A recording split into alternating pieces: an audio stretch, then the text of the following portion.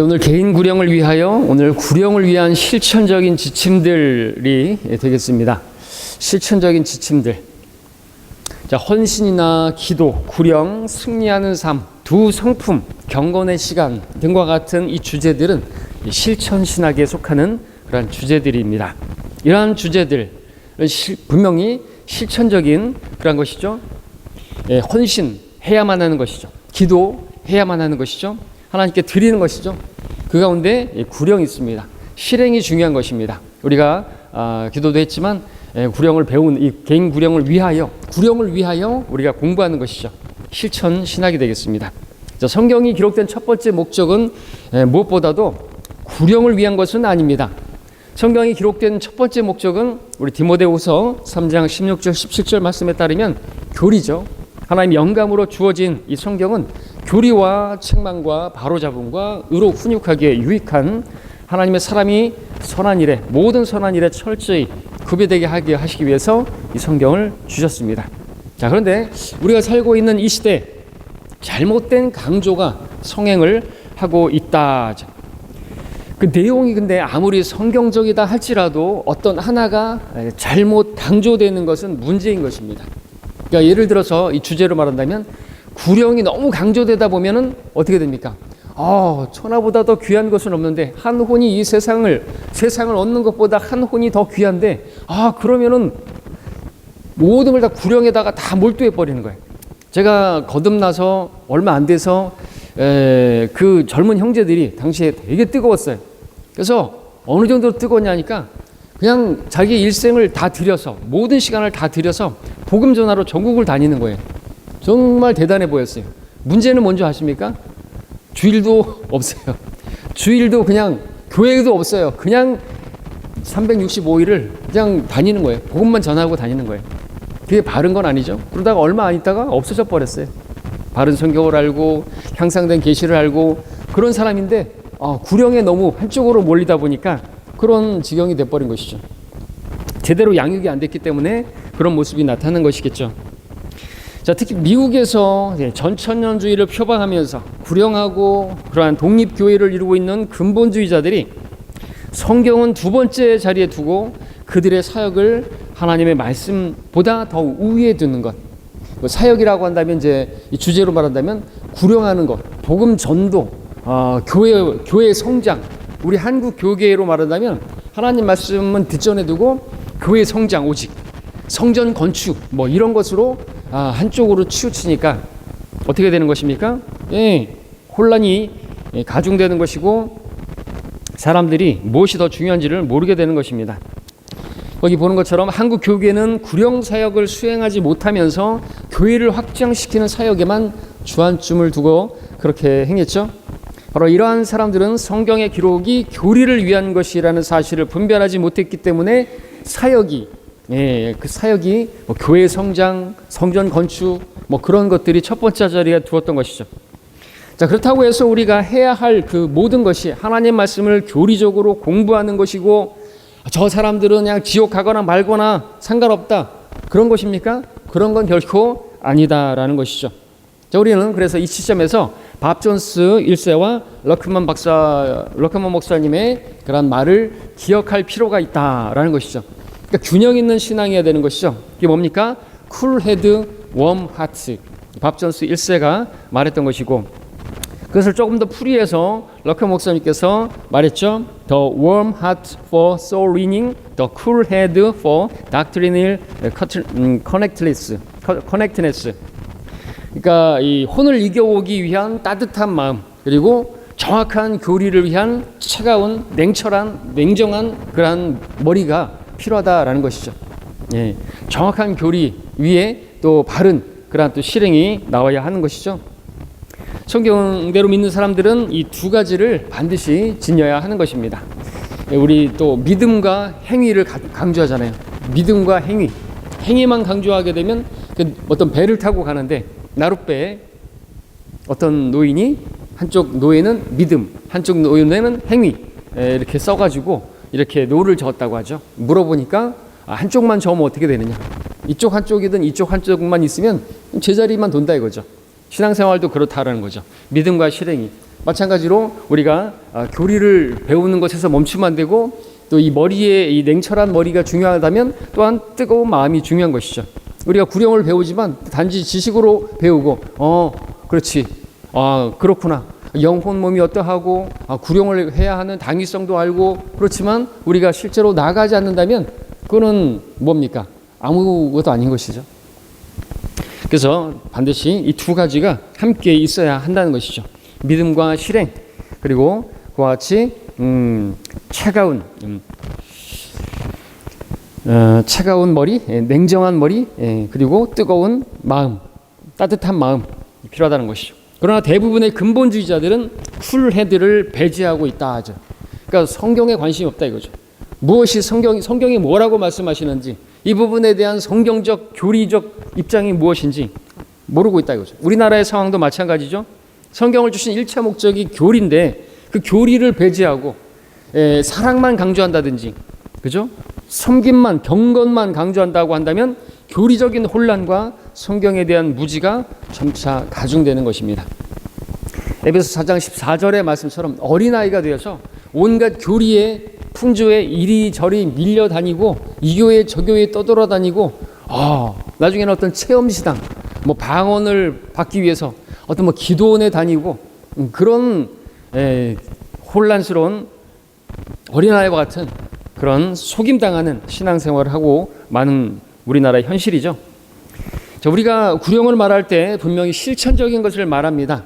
성경을 주신 목적에 따라 판단할 때 구령은 1차적인 목적으로 그렇게 성경으로 그렇게 주어진 것은 아니죠.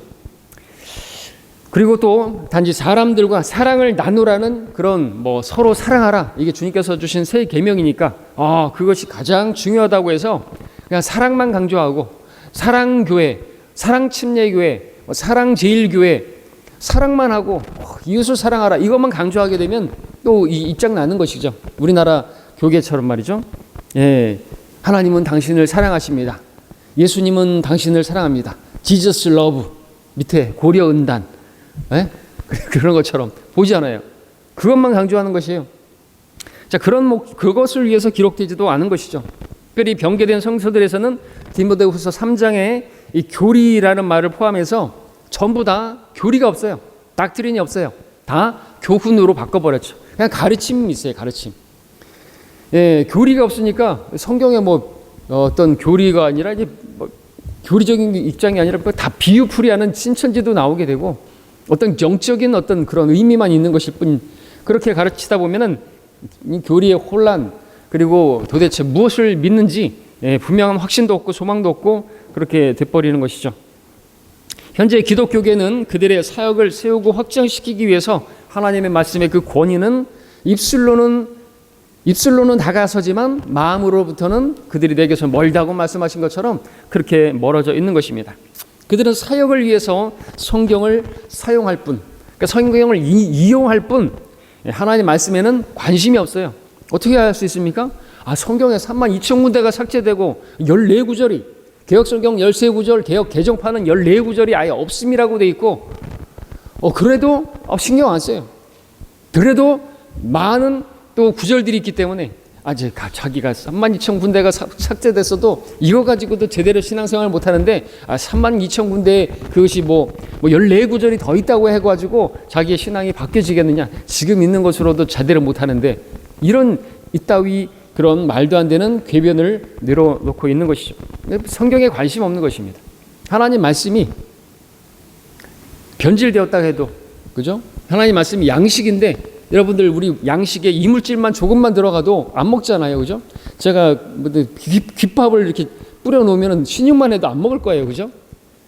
아주 적은 누룩이 온 반죽을, 빵 반죽을 부풀게 한다 그랬는데 괜찮잖아요. 별로 변개가 안 됐네, 별로 삭제 안 됐네, 이런 이야기하는 것이죠. 그들은 제사보다 제밥에 관심 있는 거예요. 뭐에 관심 있어요? 목사들은 교회 성장. 그렇게 그래서 자기 배를 불리는 것이죠. 사람들이 많아지면 곧 헌금이 많아질 것이고, 그러면은 자기는 먹고 사는 데는 지장 없고, 연봉이 도대체 얼마예요? 몇 억이에요? 몇백억도 있는 것이죠. 유명한 목사들, 그러한 사람들 그 돈으로 뭐 하는 거예요 도대체? 막 여행 다니고 뭐 자녀들 다 타락해가지고 해외 가가지고 마약하고 그러고 있어요. 자, 그리스도인은 그래서 이 따뜻한 마음, 웜하트, 쿨헤드, 차가운 머리를 조화롭게 지녀야 한다라는 것을 이야기하고, 이제 구체적인 교리 문제는 다시 또 다루고 오늘 주제인 구령에 관한 말씀을 다시 한번 살펴보죠. 구령에 관한 대표적인 구절, 잠언 11장 3절, 30절. 의로운 자의 열매는 생명의 나무니 혼들을 이겨오는 자는 현명하니라 말씀하고 있습니다. 우리는 의롭게 됐죠. 우리 영적인 적용을 한다면 우리 의로운 자의 열매는 생명의 나무. 생명의 나무는 뭐죠? 영생을 주는 것이잖아요. 그러니까 우리가 영생을 주는 사람은 우리가 영생을 얻었기 때문에, 의롭게 되었기 때문에 우리는 영생을 줄 수 있고 또 다른 사람들을 의롭게 할 수가 있는 것이죠. 그러한 사람들이 현명한 사람이라고 말하고 있습니다. 왜냐하면 다니엘서 12장 3절에서 현명한 자들은 창공의 광명처럼 빛날 것이요 많은 사람을 의롭 돌이키는 자들은 별들처럼 영원 무궁토록 빛나리라 그랬습니다. 영원 무궁토록 하늘의 별과 같이 우리가 주어지게 될 영광은 영원한 영광이죠. 디모데후서 2장에서는 우리가 구원을 영원한 영광과 함께 받게 하려 함이라 그랬습니다. 우리가 참고 우리가 시인하고 우리가 복음을 증거하고 그러면 다스리게 될 거라고 그 문맥에서 말하고 있죠. 구원이 다가 아니라 영원한 영광과 함께 받는 창공의 별처럼 그 같은 영원한 영광을 위해서 살 것이냐, 아니면 그냥 순간의 즐거움 위해서 살 것이냐. 죄가 무엇이죠? 박준수 목사님 말했던 것처럼 죄라고 하는 것은 순간이라는 재단에다가 영혼을 불살라 버리는 것이 죄다. 너무 분명하고 명쾌한 그러한 증거이시죠. 어떤 것이 죄냐 이거죠. 내가 밥 먹고 살기 위해서 열심히 일하는 거, 그 죄입니까? 죄 아니죠. 열심히 일하는데. 근데 그것은 냉정히 말해서 노아의 날들의 사람들하고 다를 바 없는 생활 방식이잖아요. 먹고 마시고 장가가고 시집가고 심고 건축하고 자체로 보면은 죄가 아닌 것이죠. 근데 하나님이 없어요. 목적이 자기를 위해서 먹고, 왜 일을 해야 되는가? 먹기 위해서 일을 하고, 왜 또 열심히 일하는 것인가? 더 먹기 위해서, 더 잘 먹기 위해서 일하고, 더 심고 건축하고 그런 모든 것들이 다 자기를 위한 것이라는 거죠. 이게 배교죠, 배교. 우리는 하나님의 영광을 위해서, 하나님의 뜻을 이루기 위해서 사는 것인데 자기를 위해서 살아요. 자기 눈을 즐겁게, 귀를 즐겁게, 입을 즐겁게, 배를 두들기기 위해서, 등 따숩고 배부르고자. 이게 배교다라는 것이죠. 현명하지 못한 거죠. 어리석은 것이죠. 현명한 사람들은 영원한 영광을 위해서 사는 사람들입니다. 우리는 그 해의 영광, 달의 영광, 별의 영광이 다른 것처럼 우리가 멸류관을 어떻게 쓰느냐에 따라서 영원한 영광이 결정되어지는 것이, 그죠? 우리 조선시대 임금처럼 그 관들이 쫙 몇 개가 막 겹쳐져 있는 것처럼 전혀 써도 무겁지 않을 것입니다. 그렇죠? 우리는 그런 육적인 몸이 아니라 영적인 몸을 입었기 때문에 실제적인 몸이겠지만 그런 거 썼다고 해서 난 무거우니까 나 그런 멸류관 싫어. 나는 그냥 민자 하나에 금멸류관 하나 아주 가벼운 것, 아주 뭐 보석도 안 박힌 거 좋아. 그렇게 할 게 아니라는 것이죠. 자, 시편 126편 5절 6절에서 눈물로 씨를 뿌리는 자들은 기쁨으로 거두리로다. 귀한 씨를 가지고 나가서 우는 자는 정녕 기쁨으로 그의 단들을 가지고 돌아오리라 말씀하고 있습니다. 우리가 복음을 전할 때 또 열매를 맺을 수 있는 비결도 가르쳐주는 말씀이기도 하죠. 눈물로 씨를 뿌리는 자들, 그러니까 눈물로 기도하고 또 정말 간절한 그 뜨거운 마음으로 웜 하트를 가지고 나가서 복음을 전하는 게 필요한 것이죠. 그리고 또 나가서 전할 때는 또 쿨 헤드를 가지고 막 뜨거운 열정이라 그래가지고, 어제 충장로 갔더니 어제는 좀 더 이상한 분위기와 환경이, 정말 종말이 가까워가지고 하와이에서는 막 불이 나고 막 지옥을 봤다 그러고, 어제는 충장로에서 다채로운 사람들이 막 나와서 예수님을 전하긴 전하는데 정말 제가 얼굴이 낯이 뜨거울 정도로 자기가 예수님처럼 막 그 가시게 말려서 십자가를 지고 도포를 입고 뒤에서 로마 병사가 채찍을 때리면서 메가폰을 들고 다니면서 음행하는 자들아 뭐다 하나님이 심판하신다, 천국이 가까이 왔다, 별짓거리 다 하는 사람들이 돌아다니고, 또 못 보던 사람이 또 와가지고 또 막 떠들고 지나가고, 또 어떤 맨날 하던 사람이 돌아다니고, 이거 뭐 총체적인 이 사람들이 보면 어떻게 할까? 근데 또 경찰이 막 와서 그 십자가 메고 다니는 사람 때문에 민원 나왔는데 어디 갔냐고. 아, 저도 지금 민원 누고 싶으신 심정이라고. 저쪽으로 갔으니까 빨리 가서 경찰 아저씨 좀 잡아가라고. 제가 말할 정도. 이게 완전히 이게 뭐, 정말 어떤 생각이 드냐니까 주님 빨리 오셔야 되겠다. 저 사람들 때문에 진짜 뭐 믿지 않는 사람들 우리 보면서도 뭐 좀 어리석게 생각하겠지만 우리가 볼 땐 저 사람들은 더 어리석은 것이죠. 우리가 그리스도의 대사로서 우리 대사들인데 품위 있고 질서 있게 하라 그랬는데, 그죠? 모든 것이 다 합법적이라고 해서 다 세워주는 것이 아닌데 자기들의 어떤 뜨거운 열정이라고 목사가 막 그렇게 하고 막 십자가를 막 이따만한 거 지고 그 십자가를 지라는 게 그건가요? 자, 육신을, 그죠? 오늘 말하자면 쿨 헤드를 가지고 뜨거운 마음은 좋은데 그런 열정 좋은데 쿨 헤드를 가지고, 그죠? 다가서서 정확하게 분명하게 복음을 조곤조곤 정연하게 전해야 하는 것이 필요하다는 거죠. 자기 믿음으로다가 막 그렇게 하는 거는 그 뜨거운 머리가 돼버리는 거죠. 뜨거운 가슴이 돼야 되는데, 뜨거운 가슴이고 차가운 머리가 돼야 되는데 이게 바뀌어버리게 되면 그와 같은 사람이 되는 거예요. 정말 무식하면 용감 못하고 자기 믿음으로 자기는 잘했다 그러죠. 그리고 옆에서는 또 그 사모 같은 아주머니가 막 영상을 찍으면서 그 영상 찍어서 뭐 하려고 그러는지 모르겠지만 자기 교인들한테 보여주면서 우리 목사님이 이렇게 대단한 열정이고 여러분들은 뭐 그런 거 하려고 하는지, 그러면서 충장로 앞에 서가지고 자기 목사가 또 저보고 일하면서 할렐루야 그러고 같은 팬 줄 알고 나는 쳐다도 안 보죠. 그랬더니 그 사모는 그 자기 그 목사 찍으면서 그냥 이렇게 십자가에 매달린 척에 로마 병사가 탁 때리는 거 신용하고 그러면서 왜 제가 설교하는 걸 찍고 있어요. 또 같은 팬가요?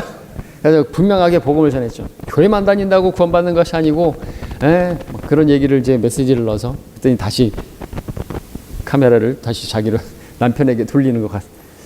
하여튼 뭘 얘기하다 그랬습니까? 쿨헤드, 웜하트. 그러니까 가슴은 뜨겁게, 그리고 나가서 전할 때는 정연하게 전해야지 그렇게 막 이 뜨거운 머리로 나가면 안 된다는 것이죠. 그러면 자기의 그런 것으로 하게 되면은 많은 사람을 실족시키는 거예요. 세워주는 게 아니지 않습니까? 자, 야고보서 5장 20절에서는 그 죄인을 자신의 잘못된 길에서 돌아서게 하는 그 사람은 한 사람의 혼을 사망에서 구원하게 될 것이며 수많은 죄들을 덮게 되리라는 것을 그로 하여금 알게 하라 말씀하고 있습니다. 잘못된 길에서 돌아서게 하는 것, 회개잖아요. 한 사람을 구원하는 것입니다. 예, 참 귀한 일이죠. 자, 여기 시편 126편에서 말했던 그 씨, 하나님 말씀이라고 할 수 있습니다. 우리 주님께서도 씨는 곧 말씀이라고 했습니다. 단들을 가져오는 것, 그 혼들을 그리스도께 연합시키는 것에 적용할 수 있죠. 자, 여기 구령에 관한 말씀들 지금 인용된 구절들이 야고보서 빼고는 다 율법하에 구약에서 발견한 말씀이죠. 참으로 흥미롭습니다. 그럼에도 우리는 이 말씀들을 영적으로 우리에게 적용할 수 있습니다. 성경에서의 원칙 아시죠? 역사적 적용, 교리적 적용, 영적 적용. 물론 영적 적용할 수 있다고 해서 그럼에도 우리는 이 말씀들이 구약의 율법하에서 구약의 성도들에게 주시는 말씀인 건 잊지 말아야 되겠죠. 자, 단지 몇몇 사람들만이 전담 사역자로 부름을 받죠. 하나님께서 목사와 교사로 또 복음 전도자로 주시기도 하셨죠. 근데 거기서 이제 목사와 교사는 한 사람이고 복음 전도자도 주셨다고 했지만 복음 전하는 사람은, 전도자는 또 이렇게 특별한 사람들만, 또 일부의 사람들만 그렇게 있는 건 아닌 것이죠. 모든 거듭난 성도이면 모두 개인 구령자로, 개인 증거자로 부름을 받는 것입니다. 사역자들과 설교자들, 목사와 교사들, 종종 자신의 그 모임이나 강의나 또 설교나 이런 일들을 하느라 개인적인 증거나 개인 구령을 잊어서는 안 되는 것이죠. 이게 목사들이 복음을 전하지 않아요. 그죠? 우리 성경대로 믿는 목사들은 다 복음 전하고 거리 설교하고 그렇게 하는데, 여러분들 가짜 목사들은 복음 안 전하죠. 오직 그냥 전도해라. 사람들 교회에 데리고 오기만 하면 그냥 장땡인 것이죠. 자, 그러나 무디, 스펄전, 토레이, 피니, 빌리그레암 이러한 사람들을 주님께 인도한 사람들은요, 소위 일반 평신도, 일반 보통의 이름도 알지 못하는, 이름 없는 빛도 없는 그렇게 섬김의 일꾼들이었다라는 것입니다. 킴볼이 무디를 인도했고요. 한 감리교 설교자가 스펄전을 구령했고요. 노스캐롤라이나의 카톨레에서 있었던 모르드케임 집회에서 참석했던 프리드보트, 우리가 알지도 못하는 이 사람이 빌리 그레함을 구령했고요. 나중에 배교했지만 빌리 그레함은, 자, 우리가 구령의 도구로 사용되어 구주를 발견하는 한 사람을 목격하게 된다면 어떻게 했는 것인가 하죠. 또 그가 하나님께 쓰임받는 종이 되었다면 어떻게 했는가 하죠. 기쁘겠죠. 네. 하나님께서도 하늘의 천사들의 면전에 기쁨이 있을 거라고, 한 혼이 구원받으면, 그죠? 잃어버린 한 마리의 양이 그렇게 찾은 바 되면 얼마나 기뻐하겠냐고 말씀하셨는데, 자, 구령자는 예수 그리스도를 통한 구원의 지식으로 한 사람을 인도하는 사람이 되어야 하는 것입니다. 성경이 말씀하시는 한 사람의 혼은, 그 가치는 너무나 크기 때문에 그 일을 하는 것보다 더 큰 기쁨은 없는 것이죠. 사람이 온 세상을 얻고도 자신의 혼을 잃어버린다면 무슨 유익이 있겠습니까? 위선자가 성공했다 해도 하나님께서 그의 혼을 취해 가시면 그의 소망이 무엇이겠습니까? 성공했어요. 이 땅에서 떵떵거리고 살았어요. 근데 그거 위선자라고 말하고 있죠. 그럼 위선자들이 다 성공하는 것인가? 그럴 수도 있겠죠. 근데 이것을 하나님의 자녀에게 적용할 수가 있겠죠. 하나님의 자녀는 위선자가 되면 안 되는데 어떨 때 위선자가 됩니까? 뭐가 더 중요한지를 아는 사람들인데 그냥 이 땅에서 자기의 어떤 출세나 성공을 위해서만 살고 무엇이 더 중요한지 모르지 않는데 그것은 모른 척하면서 이 땅에서 잘 먹고 잘 살고 그렇게 살고 다른 사람들이 어떻게 되건 말건 지옥 가건 말건 나 혼자 잘 먹고 잘 살기 위해서 사는, 이게 위선자가 아니겠습니까? 그렇게 살면은 뭐 하겠습니까? 하나님께서 그의 혼을 취해 가시면 그의 소망이 무엇이겠습니까?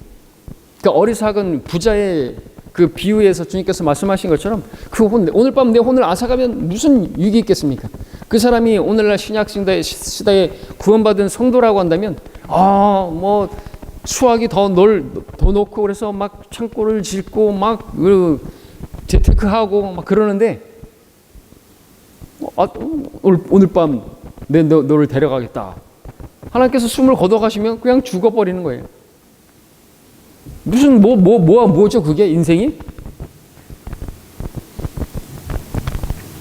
한 혼이 얼마나 귀합니까? 세상을 다 가져도 만족 없어요. 솔로몬이 고백했잖아요. 세상을 다 가진 것 같은 그러한 사람이 솔로몬이었지 않습니까? 다 가졌는데 그 고백이 뭐예요? 자기가 눈으로 보고 싶은 건 다 보고 손으로 만지고 싶은 건 다 만져봤고 즐기고 싶은 거 다 즐겨봤는데 자기가 헤아려서 했던 그 모든 것들은 헛되고 헛되며 헛되고 헛되니 모든 것이 헛되도다. 한 구절에서 헛되다는 말을 5번이나 반복하고 있어요. 온 세상을 다 가져도 한 혼을 만족시킬 수가 없습니다. 그렇잖아요. 아무리 돈이 많고 그러면 뭐 할 거예요? 사랑하는 사람이 생겼는데 그 사랑하는 사람이 애인이 죽어버렸어요. 그러면 어떻게 말하죠? 당신 없는 이 세상 내 사람 무엇하리요 하면서 자살을 하기도 하잖아요. 그게 로미오와 줄리엣 이야기지 않습니까? 스토리는 잘 모르겠지만 근데 죽은 게 아니고 살아났나요? 줄리엣인가? 하여튼 그래서 어떻게 됐나? 다시 죽었나요? 하여튼 그런 내용이 뭡니까? 한 사람의 혼을 만족시킬 수 있는 건 세상이 아니에요. 오히려 한 사람의 혼을 구원하는 것, 그것이 더 가치 있는 것이다 말하고 있는 것이죠. 그것을 위해서 중요하게 뭐가 중요한데?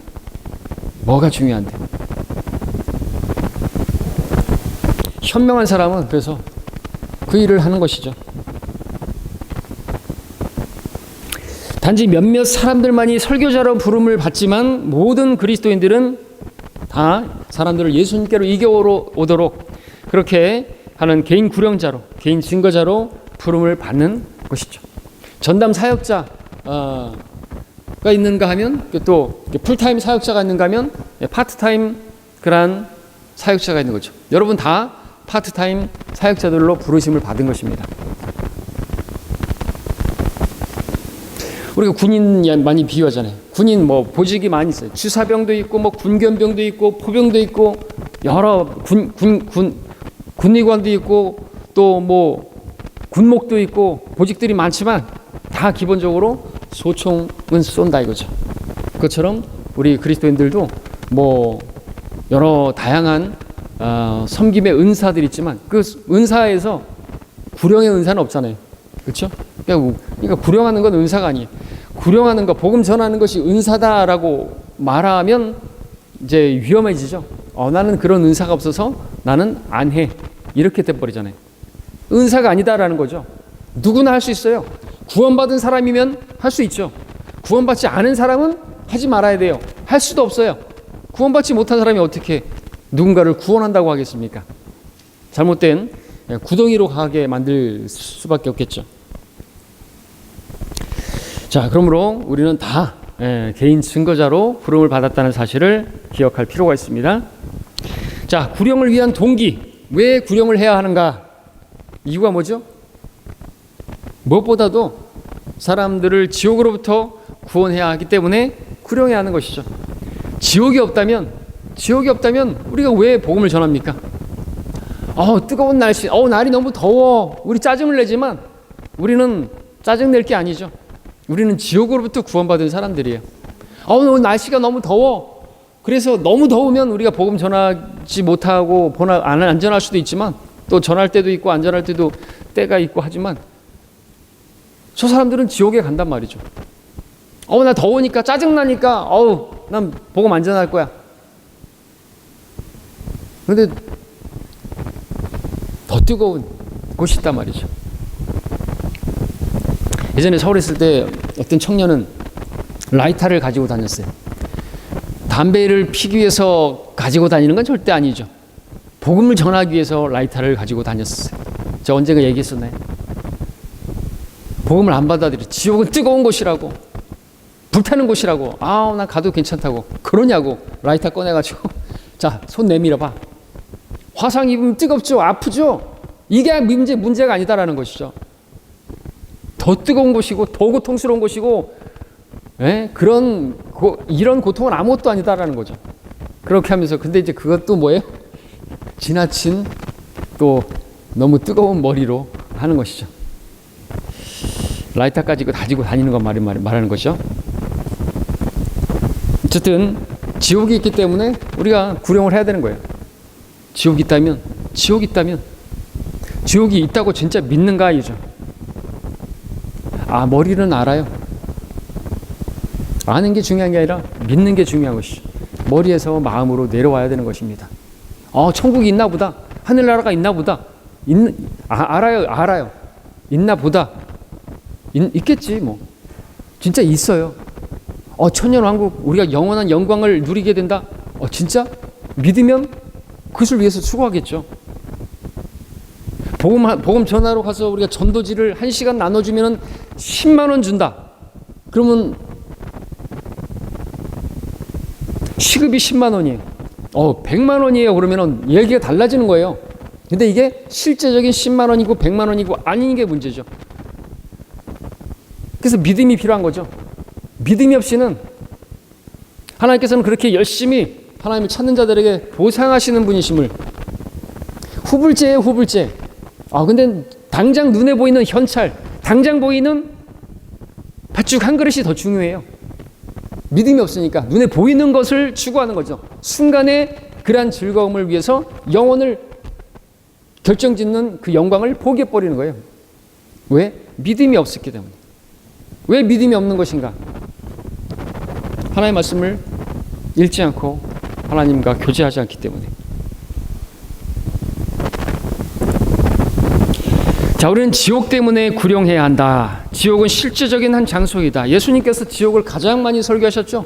지옥이 없다고 한다면 하나님의 말씀은 하나님 말씀이 아니고 진리가 아니고 거짓의 보고가 되고 말겠죠. 지옥이 실제로 있다는 사실을 안다면, 또 믿는다면 우리는 구령을 해야 할 것입니다. 지옥은 무덤이 아니라 여호와의 증인들이 말하는 것처럼 죄인들이 불과 유황이 타는 곳에서 실제로 고통받는 실질적인 장소인 것이죠. 악인은 지옥으로 돌려질 것이요, 하나님을 잊어버린 모든 민족들이, 모든 사람들이 그렇게 될 것입니다. 그대로 되리로다. 아멘. 누구든지 생명의 책에 기록되지 않은 자는 불못에 던져 지더라. 지더라? 사도 요한이 보고 기록한 거예요. 미래로 가서 보고 기록한 거란 것이죠. 그러니까 거기 지옥에 던져졌던 그 사람들이 진짜로 던져지게 되는 거예요. 백투더 퓨처 뭐 영화같이 미래로 갔는데 거기 던져지는 걸 본 거예요. 실제라는 거죠. 실제. 어둠과 영원한 고통이 있는 불못 가운데 영혼을 보내기 위해 그들의 삶을 보내는 사람들을 볼 때 지옥의 고통과 영원한 그 형벌을 진정 믿는다면 구령해야 한다. 여러분, 고속도로에서 불타고 있는 차를 바라볼 때 그 안에서 소리치는 사람을 바라보는 위치에 있다고 한다면 그들을 위해서 뭘 하겠습니까? 예, 소화기라도 내 차에 있는 소화기라도 그렇게 달려가서, 앞전에 제가 어떤 차에서 뒤에서 그 트럭에서 불이 나길래 얼른 옆에 세우고 제가 그 소화기를 갖다가 뒤에 있는 걸 불을 끄고 그랬더니 여러 사람들이 와서 진짜 불 끄더라고요. 그런 것들을 실제로 보게 되면은 불 끄고자 막 할 거 아니겠습니까? 근데 우리가 지옥에 불을 끄지는 못한다 할지라도 그 사람을 지옥의 불구덩이에서 꺼내줄 수는 있지 않습니까? 지옥 문 앞에 서 있는 사람들에게 우리가 그들을 본다고 한다면 무엇을 할 수 있겠습니까? 예화가 나오죠. 비행기가 착륙하는 가운데 사고로 인해 비행기는 불타고 있고 의자 밑에 발이 끼어 있던 사람이 물부짖는데 내 다리를 잘라달라고, 내 다리를 잘라달라고. 그는 근데 불에 타서 죽기를 원치 않아서 외치는 것이겠죠. 근데 다리를 잘라줄 사람이 없어요. 불 가운데 죽고 말았죠. 그는 의자에 끼어서 있었는데 그를 꺼내줄 사람이 없어서 불타 죽은 것이죠. 이런 사람을 우리가 본다면 무엇을 할 수 있겠어요? 주님께서도 내 발이 너를 실족시키거든 잘라버리라고 했는데 발을 잘라버리는 일 한 일이 있다. 천연왕국 때는 실제로 눈에 보이는 지옥이 보이고, 예, 그 몸과 혼이, 예, 그렇게 지옥에 던져지는 실질적인 지옥이 보여지는데, 자, 우리 구원받은 사람이 알게 된 사실은 구원받지 않은 사람은 누구라도 지옥에 가야만 한다는 사실이죠. 구원받기 전까지는 그 사람은 지옥의 대기자고 지옥에 향하고 있습니다. 하루를 살면 하루를 산 만큼 지옥으로 달려가고 있는 것이죠. 그러면은 그러한 사람들을 우리가 지옥으로부터 구원받았다는 걸, 나는 지옥으로부터 구원받았다는 걸 알게 되었다면 우리가 구원받지 않은 사람들을 지옥으로부터 구원하기 위해서 무엇을 할 수 있고 어떻게 해야 되겠습니까? 다른 것이 아니죠. 구령하는 것입니다. 구원받지 않은 사람이 죽으면 무덤만 가는 것이 아니라 지옥으로 가는 것이죠. 죽음은 끝이 아니라 영원한 형벌의 시작인 것입니다. 우리는 무엇을 해야 되는 것입니까? 바로 구령해야 하는 것이죠. 구령자는 죽음을 향해 달려가는, 또 지옥을 향해 가고 있는 그들을 향한 강한 연민과 사랑이 있어야죠. 시편 126편 읽었던 것처럼 눈물로 그들을 바라볼 수 있어야 되는 거죠. 윌리엄 캐리가 말했던 것처럼 하나님 나에게 구령의 열정을 주십시오. 그렇지 않으면 나는 아무것도 아닙니다. 고린도서 13장에서는 사랑이 없으면 아무것도 아니라 그랬습니다. 혼들에 대한 연민이 없다면, 지옥 가는 사람들을 바라보면서 나는 편하게, 나는 등 따숩고 난 수박이나 쪼개 먹고 있어야 되겠다. 그 사람은 위선자고 그 사람은 심장이 얼어붙어 있는 사람이 되겠죠. 이스라엘 백성을 위해서 밤낮 울었던 예레미야의 모습을 기억하는가? 예루살렘을 향해서 예수님께서 우셨던 예루살렘아 예루살렘아, 마치 암탉이 자기 병아리들을 함께 모으듯이 그렇게 울부짖었던 주님의 모습을 기억하는가? 사도행전 20장에서 사도 바울이 3년 동안이나 밤낮으로 쉬지 않고 눈물로 훈계했던 일을 기억하는가? 물론 이들은 이제 성도들이었지만, 자, 이와 같이 구령자는 잃어버린 바 된 사람들을 위해서 눈물을 흘리는 그와 같은 마음이, 뜨거운 마음이 있어야 하는 것이죠. 시편 기자와 예레미야 그리고 예수 그리스도의 마음을 공유할 때 우리는 형식적인 구령을 탈피하고 간절한 기도와 또 열정으로 구령할 수 있는 구령자가 될 수가 있을 것입니다. 두 번째, 그리스도의 심판석에서 받는 면류관을 참으로 소망한다면 구령해야 하고 구령자가 될 것입니다. 정말로 보상하시는 분이심을 믿어야 한다고 그랬고, 믿는다면 한 시간에 10만 원 주는 알바가 있다 그러면 당장 달려가죠. 그런 알바자리 있으면 저한테 좀 알려주십시오. 근데 저는 그런 알바자리가 있다 할지라도 거기 안 가고 복음 전하러 가는 것이죠. 믿는다면, 그렇죠? 여러분 1시간에 100만 원에 해당할까요? 우리가 복음 전하는데 1시간을 하나님께 드린다고 한다면, 여러분들이 개인적으로 하나님께 1시간을 드린다면 그것에 대한 보상이 100만 원밖에 안 될까요? 근데 1시간에 100만 원 줄 테니까 그 일을 하라 그러면은 안 할 사람이 어디 있겠냐 이것이죠. 그렇죠? 우리가 진짜로 믿는다면 생각해 볼 문제죠. 그리고 심판석을 믿는다면, 상을 바라본다면 구령자가 될 수 있고 되겠죠. 자, 그 다음에 나오는 이제 구절들은 정말 암송 구절이죠. 그리스도 심판석에 관한 구절들입니다. 고린도서 3장에서 말씀하고 있는 것은 반드시 그날에 드러나게 될 것이죠. 내가 어떻게 주님을 섬겼는지, 어떤 일을 했는지가 다 드러나게 될 것이다 말씀하고 있죠. 로마서 14장에서도 그리스도 심판석이 나오고 있고요. 고린도후서 5장에서도 그리스도 심판석 앞에서 우리 몸으로 행한 것들을 반드시 드러날 것이다 라고 말하고 있습니다. 내 몸으로 행한 것, 마음으로만 행하는 것이 아니라 몸으로 행한 것들이 그리스도의 심판석에서 보상으로 주어지게 되는 거예요. 그날에 깡통차게 되는 성도들도 많을 것이에요. 물론 축장돼서 구원받은, 어디에서 구원만 받고 그냥 자기 마음대로 살았던 사람들은 당연히 영혼을 정말 백수처럼 거지처럼 살겠지만, 심지어 성경대로 믿는 교회에 속해서 하나님을 섬기는 사람들 가운데서도 영혼을 정말 백수로 아무 통치할 것이 없이, 다스리는 것 없이 그렇게 살아가는 많은 성도들도 있게 될 것입니다. 데살로니가서 2장 19절에서 자랑의 면류관이 나오고 있죠. 그 오실 때 그리스도 앞에서 받게 될 면류관, 그리스도 심판석에 관한 말씀이죠.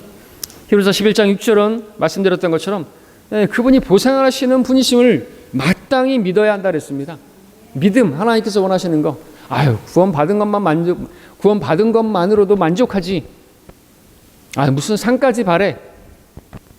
아니에요. 정말 구원받은 것을 믿는다면 또 내가 구원받은 이후에 주님을 섬긴 것에 대해서 보상하시는 분이심을 또한 믿어야 한다고 하나님께서는 말씀하고 계시는 거죠. 하나님께서는 당근도 준비하시면서 그렇게 열심히 달리라고 말씀하고 계시는 것입니다. 왜? 우리가 그렇게 상이 없으면 안 달릴 줄 알기 때문에 그런 거예요. 어떤 사람들은 자기들은 대단한 사람, 주님의 사랑으로 전해야지 그러면서, 그런 사람들도 있어요. 물론 그렇게 사랑으로 전하는 게 제일 순수한 동기고 좋은 거죠. 그러나 하나님은 알고 계십니다. 그러니까 우리가 아들로서 하나님을 섬기는 것, 또 종으로서 섬기는 것, 청지기로서 섬기는 것, 그죠? 그럼 다양한 방법으로 섬길 수 있어요.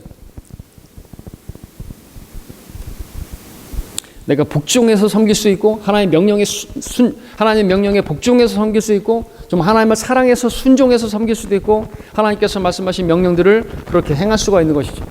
어찌하든지 간에 전파되는 건 그리스도시니까 중요하겠죠. 세 번째로 교회를 강성하게 하는 그런 것이 또 구령이 되죠. 그러니까 교회가 강성하게 되기를 원한다면 그렇게 구령해야 된다. 구령하는 것은 형제자매들을 격려하고 도전을 주고 세워주는 것입니다. 그렇기 때문에 구령해야 하는 거죠. 교회를 세우기 원한다면 그래야 된다는 거죠. 구령에 대한 어떤 간증을 하는 것, 형제자매들의 간증을 듣는 것은요, 목사의 설교보다도 어떤 면에 있어서는 정말로 도전이 되고 또 변화를 불러일으키죠. 목사의 설교보다도 어떤 성도의 그 간증이 정말 이렇게 주님을 섬겼더니 이렇게 했고, 하나님께서 허락해 주셨고, 열매를 주셨고, 구령하게 해주셨고, 이런 간증들을 들을 때 얼마나 정말 도전이 되고, 또 내가 변화되게 되고, 나도 저렇게 해야 되겠구나 하는 그런 마음이 막 일어나지 않습니까? 뜨거운 마음을 가지게 되지 않습니까? 자, 구령하는 것은 또한 신약교회의 그리스도인들의 믿음을 따르는 것이기 때문에 구령해야 하는 것이죠. 그리스도인들은 성경 필사본을 코덱스로 형태로 만들었는데, 그것은 성경을 읽고 찾고 휴대하기에 용이한 형태로, 그러니까 책의 형태로 만든 게 누구냐니까 거리 설교자요, 구령자들이라는 것이죠. 그러니까 복음을 전해야 되는데 막 두루마리를 가지고 갈 수는 없잖아요. 그죠? 그래서 책의 형태로 만들어서 이렇게 해서 딱 복음을 전했던 것입니다. 그 사람들이 누구냐? 바로 복음 전도자들에 의해서 이렇게 책의 형태로 성경이 만들어지게 된 그 배경에는 그런 구령자들이 있었다라는 것이죠. 사도행전 8장 34절 35절에 빌립이 달려가서 선지자의 그 이사야의 글을 읽고 있는 것을 듣고 말하기를, 당신이 읽고 있는 것을 이해하느뇨. 그러면서 35절에서 빌립이 입을 열어 이 성경에서 시작하여 그에게 예수를 전하니라 했습니다.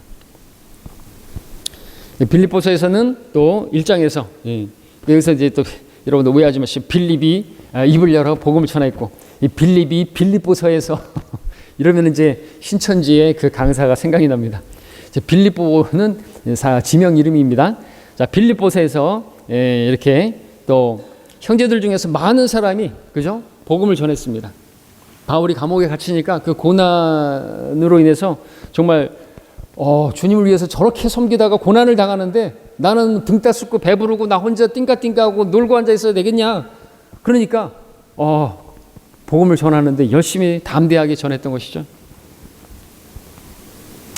자, 이렇게 해서 구령하는 것은 교회를 또 양적으로 물질적으로 강성하게 합니다. 그러므로 교회는 사역이 효과적으로 잘 그렇게 수행되겠죠. 그렇기 때문에 성경대로 믿는 지역 교회는 복음을 전하는 그 일이 우리 이제 모토가 그것이죠. 우리는 바른 성경이 있고 우리는 구령하는 교회이고 우리는 선교하는 교회고 우리는 성경대로 믿는 교회는 재림을 사모하는 교회고 이제 그런 우리의 교회의 특징을 이야기하지 않습니까? 그런데 구령하는 교회다 이거죠.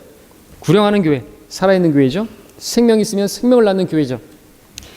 자, 마지막으로 네 번째, 구령은 하나님의 명령이기 때문에 그 명령에 순종하기 위해서는 구령해야 된다. 아까 말씀드렸던 우리가 아들로서 하나님 섬길 수도 있고 또 우리 종으로서도 하나님 섬길 수가 있는 것이죠. 하나님의 명령에 순종해서 우리 그리스도의 군사로서 섬길까요? 그럼 군사들은 명령에 죽고 살잖아요. 앞전에 우리 개인 구령을 처음 시작할 때 예화 말씀드렸죠. 그 영국 빅토리아 여왕이 만약에 어떤 포고문을 갖다가 이걸 전 세계 방방곡곡에 다 알리라고 선포하라고 하면 몇 개월이 걸리겠느냐 그랬더니 몇 년이 걸린다고요? 1년 6개월인가? 8개월인가? 18개월. 마치 요즘 현역 군인들의 그 복무 기간만큼이면은 전 세계에 다 그 선포할 수 있다고. 군인으로서. 왜? 왕의 명령이니까. 근데 우리 그리스도인들은 그리스도의 훌륭한 군사들로서 정말 우리 왕께서 명령하셨는데 모든 민족에게 가서 그렇게 이 복음을 선포하라고 했는데 2000년이 지나도록 이루어지지 않고 있어요. 생각해 볼 문제죠. 자, 구령은 하나님께 대한 복종이죠. 순종이라고 했는데 복종이에요, 복종. 하나님께서 명령하셨지 부탁하거나 권유하지 않으셨어요. 복음을 전했으면 좋겠다.